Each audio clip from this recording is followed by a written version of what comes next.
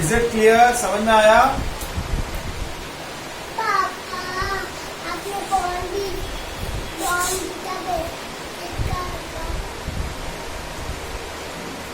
Is it clear?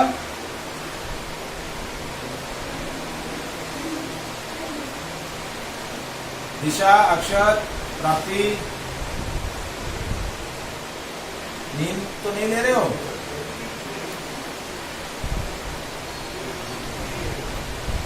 हाँ भाई, हीर कहाँ पर है? हीर फिर छुट्टी कर दी आज उसने। हाँ,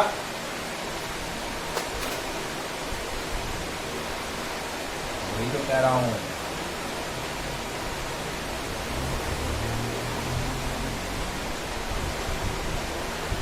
हाँ बोलो।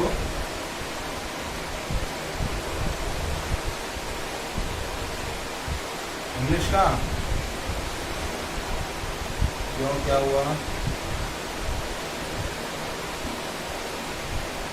कहाँ जा रही हो? हमारी ट्रिप तो बाकी है, फिर हमारे को शॉपिंग भी खिलाया नहीं।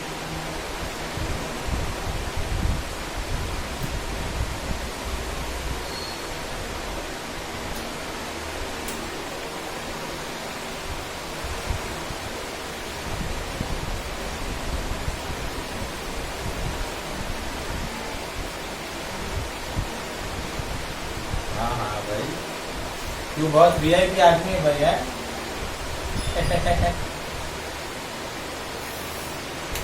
चलो कोई बात नहीं। So now next topic is solubility and the factors affecting the solubility. Solubility और concentration में क्या डिफरेंस होता है, ये सबसे इंपॉर्टेंट है जो सीखना है हमारे को। देखिए, कंसंट्रेशन हमने क्या बोला कि सोल्यूशन है, उस सोल्यूशन के अंदर क्या हुआ बेटा?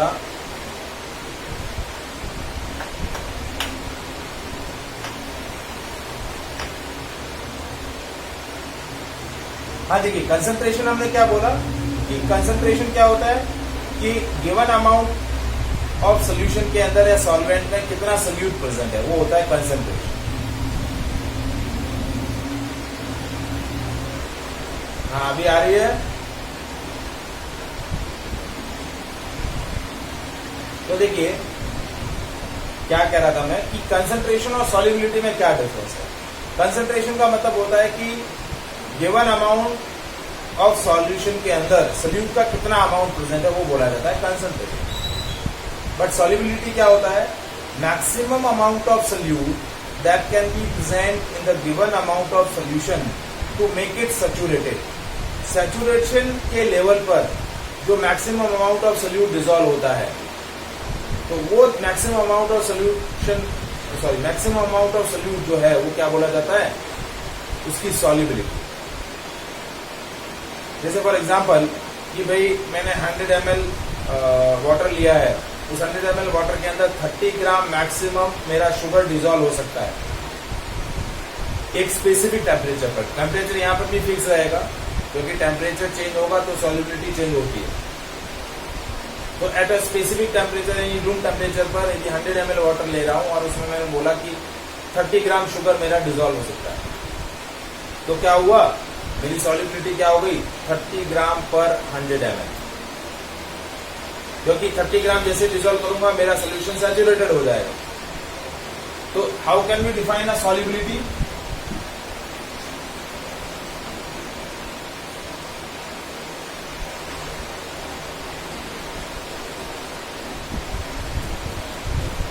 That is maximum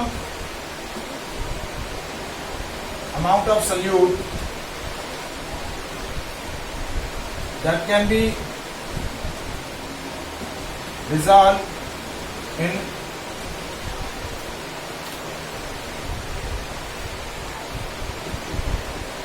100 ml of solution to make it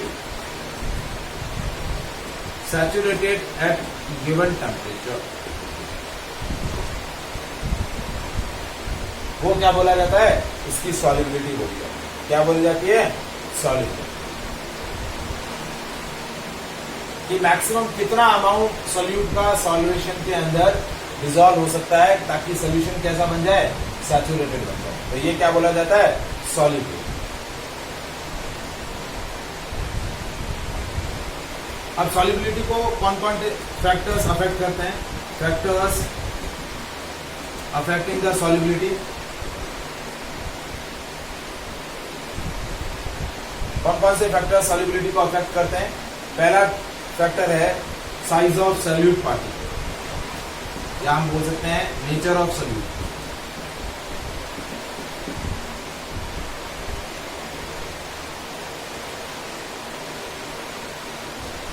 and second है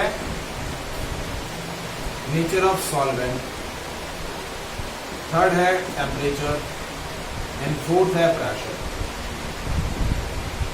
प्रेशर का रोल तभी काउंट में आएगा जब आपका सल्यूट गैस हो। यदि आपका सल्यूट गैस है तभी प्रेशर का रोल है।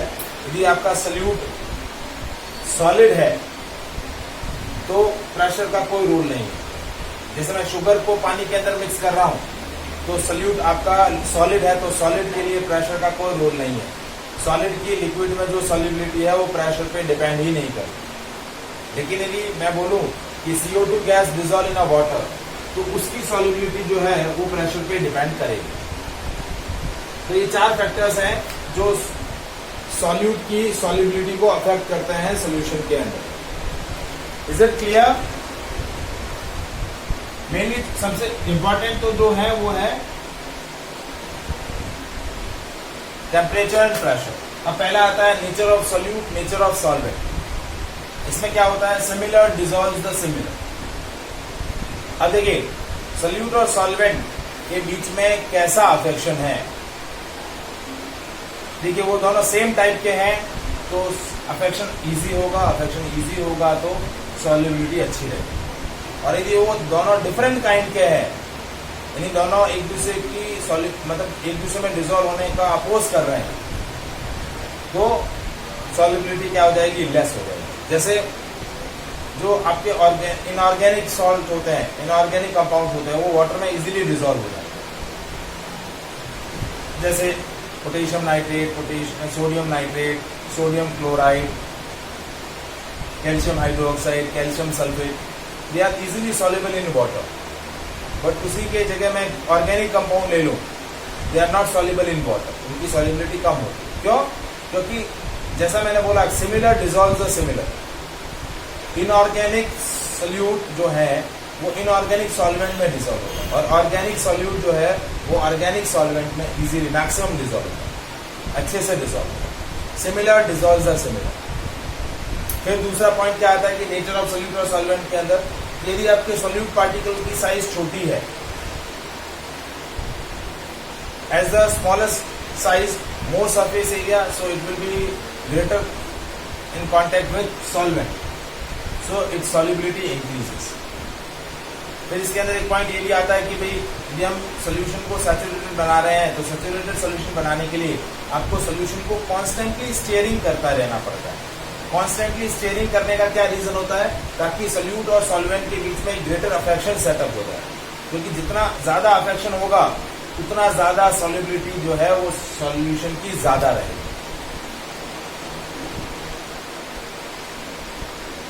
ठीक है। अब when the solute is dissolved in a solvent, this process is known as dissolution. इस प्रोसेस को हम क्या बोलते हैं, डिसोल्यूशन। अब तीसरा पैरामीटर मैं जो डिस्कस कर रहा हूं वो कर रहा हूं टेम्परेचर, और इसका जो सॉल्युबिलिटी और टेम्परेचर का जो वेरिएशन है वो वेरिएशन ग्राफिकली रिप्रेजेंट किया जाता है, और उसको हम बोलते हैं सॉल्युबिलिटी कर्व। क्या बोलते हैं, सॉल्युबिलिटी कर्व। देखिए अभी टाइम बचा है, कितना टाइम बचा है,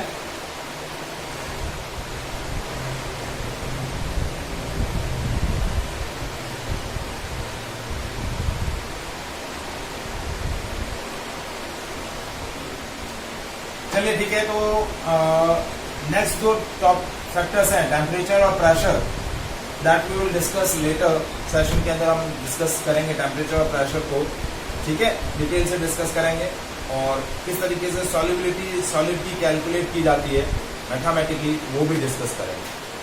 ठीक है, ये आपके इस वाटर वाले चैप्टर का सेकंड सेक्शन है। इसके बाद एक और सेक्शन है, तो 2-3 क्लासेस और अभी इसमें जाएंगी। ठीक है, इज इट क्लियर? हाँ, कल फिजिक्स का क्लास रहेगा, 4 o'clock रहेगा। कल फिजिक्स केमिस्ट्री दोनों का क्लास रहेगा। और मेरे को मैथ्स में कितना हो गया है portion?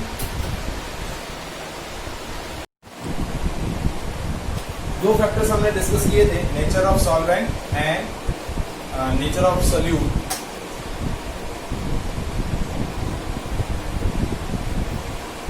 Factors affecting the solute. ठीक है, अब हम यहाँ डिस्कस कर रहे हैं solubility of solid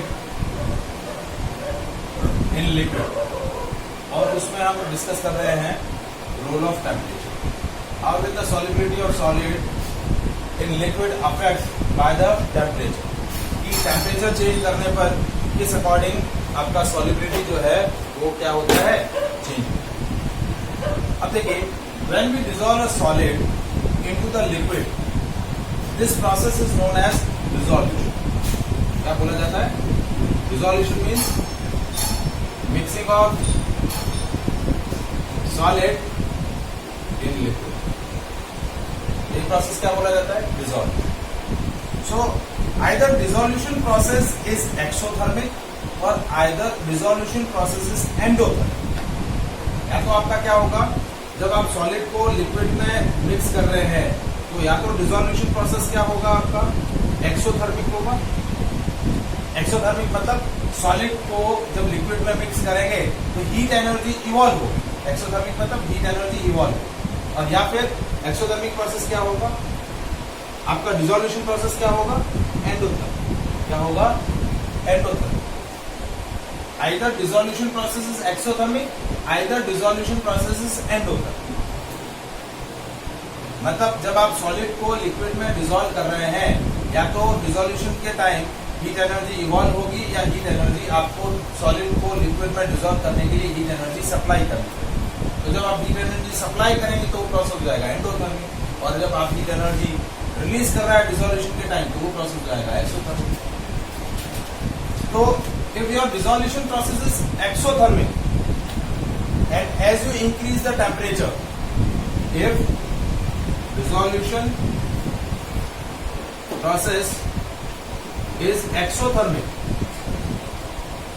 and at that situation if you increase the temperature, solubility decreases, and if dissolution process is endothermic, and for that if you increase the temperature, solubility increases.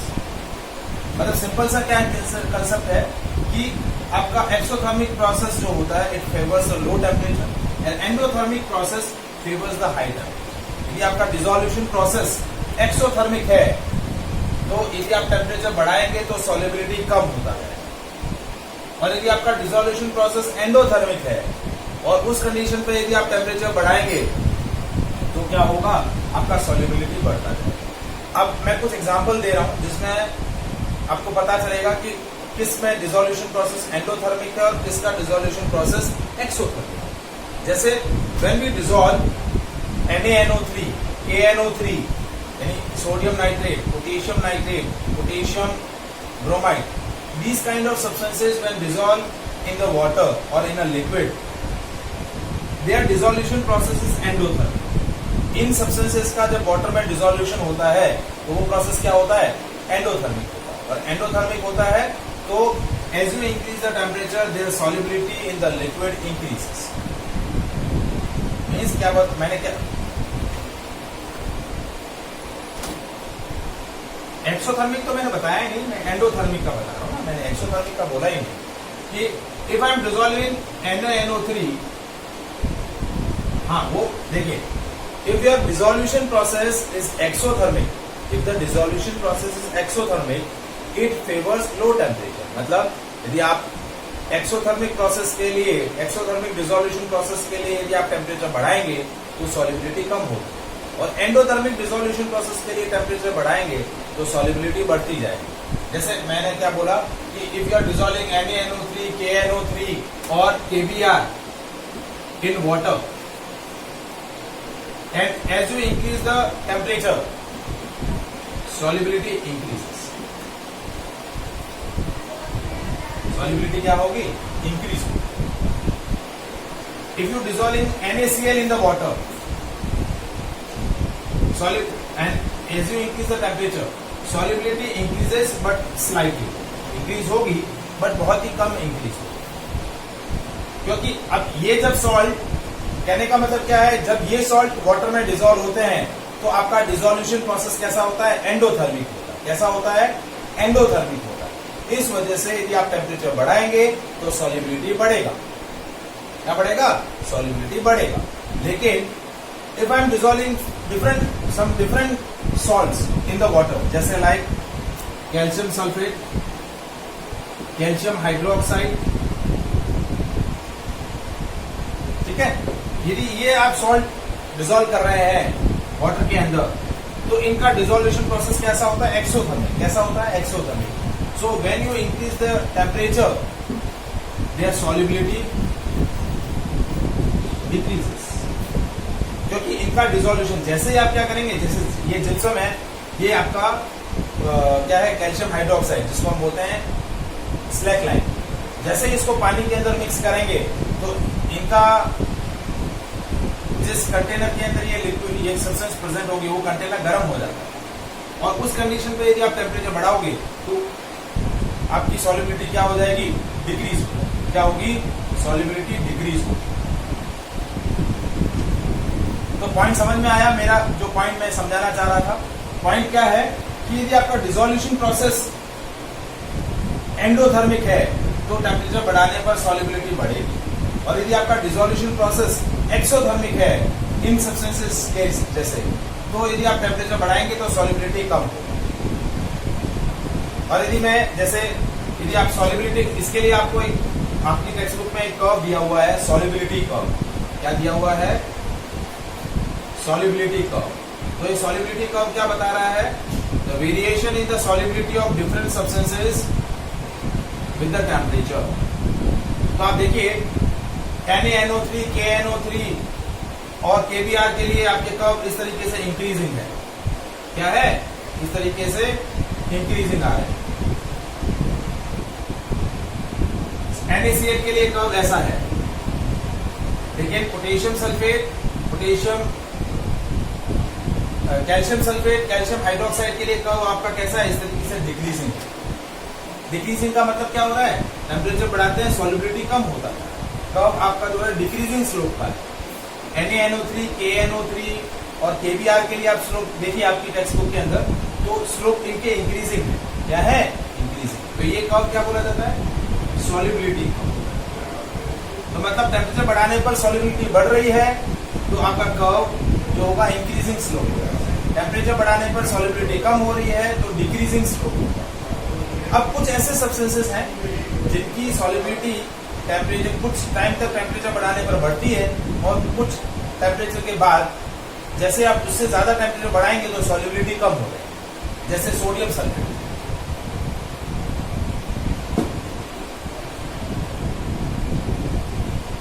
Sodium sulphate decahydrate, तो इसकी क्या होती है? इसका solubility curve यदि मैं plot करूं तो क्या होता है? एक टेम्परेचर तक बढ़ती है, फिर इस टेम्परेचर के बाद सॉल्युबिलिटी और टेम्परेचर बढ़ाएंगे तो सॉल्युबिलिटी कम होती है। तो इस टेम्परेचर, जैसे ये टेम्परेचर, यदि आपका टेम्परेचर इससे कम है तो टेम्परेचर बढ़ाएंगे तो सॉल्युबिलिटी बढ़ती जाएगी टेम्परेचर बढ़ाने के साथ साथ। लेकिन जैसे टेम्परेचर आपका इक्विलिब्रियम पहुंचा, इसके बाद भी आप टेम्परेचर बढ़ाएंगे तो सॉल्युबिलिटी कम होती जाएगी। तो मतलब कहने का मतलब क्या है? उसका डिसोल्यूशन प्रोसेस एक्सोथर्मिक और एंडोथर्मिक दोनों ही है।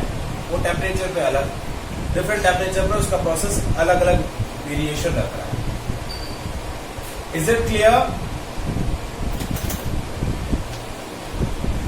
ठीक है। अब ये जो टेम्परेचर की रोल हमने जो डिस्कस करी है, ये रोल इंपॉर्टेंट है।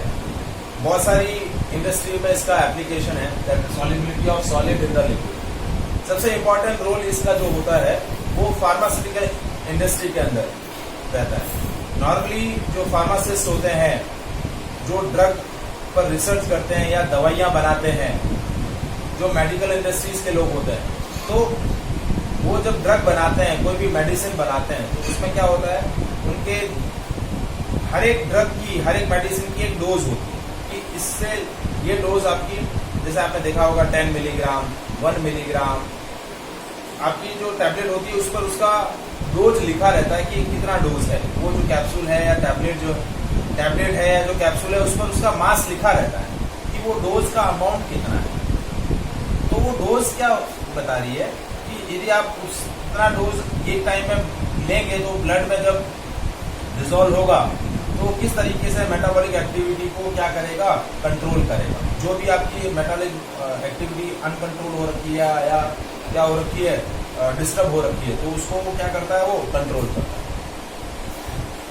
तो ये जो solubility of solid in the liquid है, ये सबसे इम्पोर्टेंट जो इसका यूज जो है वो मेडिकल इंडस्ट्रीज में है, फार्मास्यूटिकल इंडस्ट्री के अंदर इसका इम्पोर्टेंट रोल है। Is it clear? दूसरा रोल इसका आता है प्यूरिफिकेशन के अंदर। प्यूरिफिकेशन मतलब जैसे हमारे पास एक ऐसा पर्टिकुलर मिक्सचर है जिसके अंदर एक ही सॉल्वेंट के अंदर डिफरेंट कंपोनेंट मिक्स है। एक ही लिक्विड है, एक ही सॉल्वेंट है, उसके अंदर बहुत सारे अलग अलग कंपोनेंट मिक्स है और उन सारे कंपोनेंट्स को मुझे अलग करना है। तो मुझे क्या पता होना चाहिए, उन डिफरेंट कंपोनेंट की उस लिक्विड के अंदर सॉल्युबिलिटी क्या है। कि वो सॉल्युबिलिटी का मुझे आइडिया होगा तो मैं उनका एक्सट्रैक्शन कर सकता हूँ कि भाई कौन सा सॉल्ट कितने अमाउंट में डिसॉल्व है, किसकी सॉल्युबिलिटी कम है, किसकी सॉल्युबिलिटी ज्यादा है। तो सेकेंड एप्लीकेशन जो होती है वो होती है purification of and extraction of metal या extraction of element from their mixture. तो उस पर्टिकुलर मिक्सचर के अंदर आपका जो रिक्वायर्ड कंपोनेंट है उसकी सॉल्युबिलिटी कैसे है, उसके हिसाब से हम टेक्निक अडॉप्ट करते हैं, उसको एक्सट्रैक्ट करते हैं। तो सॉल्युबिलिटी का आइडिया होता है, उसी बेसिस पे उसकी टेक्निक डिसाइड की जाती है कि इसको एक्सट्रैक्ट करने के लिए कौन सी टेक्निक यूज करनी। आया बात समझ में? So these are the application of solubility curve और सॉल्युबिलिटी। अब हमारा नेक्स्ट जो पॉइंट है वो है the solubility, how the solubility affect by the pressure. और वो प्रेशर का रोल किसके लिए होता है? गैसेस के लिए। Solubility of